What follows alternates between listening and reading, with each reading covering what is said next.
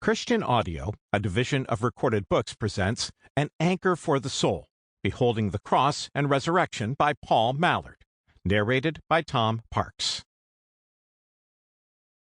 Introduction. When I Survey. We can all remember a sermon that has had a profound effect on us. For me, that occasion was when I was in my late teens and attending a Christian conference with other members of our youth group. The sermon that evening was engaging, but I don't think that I had particularly connected with the message until the speaker reached his conclusion. A few years ago, I was preaching in India. There were huge crowds, and I had to speak through an interpreter. The young man was very gifted, and we had a great rapport. I was there over Easter, and on Good Friday I was preaching about the cross of Jesus. I was speaking, and my friend was interpreting. Everything was going well. I came to the point where I was beginning to describe the suffering of Jesus. I paused and waited for the interpretation to follow. Nothing happened. Perhaps I had spoken too quickly, so I repeated my last sentence. Still no interpretation. When nothing happened after a third try, I looked at this young Christian brother. He was in tears. He was choked up. He could not speak. A fresh sight of Calvary love had gripped his heart. His heart had been smitten, and his love had been rekindled. Then the preacher paused, as preachers often do. How about you today? Do you love Christ as you did at first? Does he still move your heart? Are you still amazed at grace? If not, go back to the cross and gaze again at the wonders of Calvary love. God spoke to me that night. I remembered my first sight of the cross and longed for the freshness of that first love. We all know how easy it is for us to drift. We need an anchor. The cross and resurrection of Christ provide such an anchor. When I was growing up, my pastor would regularly take us to the cross of Jesus and beyond that to his glorious resurrection. With tears in his eyes, he would urge us to never lose sight of Jesus Christ.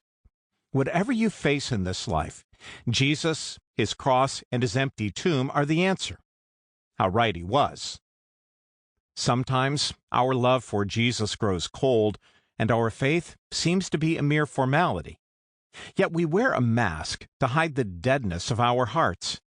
Diligent in our religion, we are distant in our relationship. On other occasions, we flirt with sin and fall into its vice-like grip. Overwhelmed with a sense of guilt and worthlessness, we wonder how God could ever love failures like us. We find ourselves on a treadmill as we try somehow to earn God's approval, but never quite meet our self-imposed targets.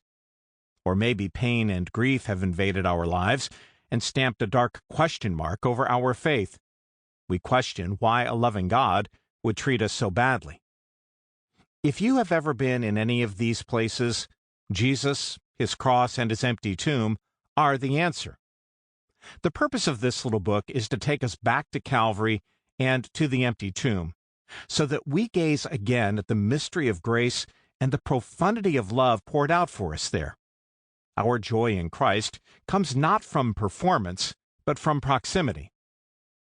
We could approach our subject in a variety of ways. I have chosen to focus on the cross and resurrection through the lens of Psalm 22. In what follows, we will discover how the psalm was perfectly fulfilled in the life of Jesus. Beyond that, we will discover how amazingly relevant and vital its message is for us today. Here is an anchor for our souls that will give us stability through the raging tempests of life. After all, the events of Jesus' death and resurrection were not an afterthought. They were in the mind of the triune God before the creation of the world. Revealed in prophecy and accomplished in history, they are now the theme of our worship as well as the anchor for our souls.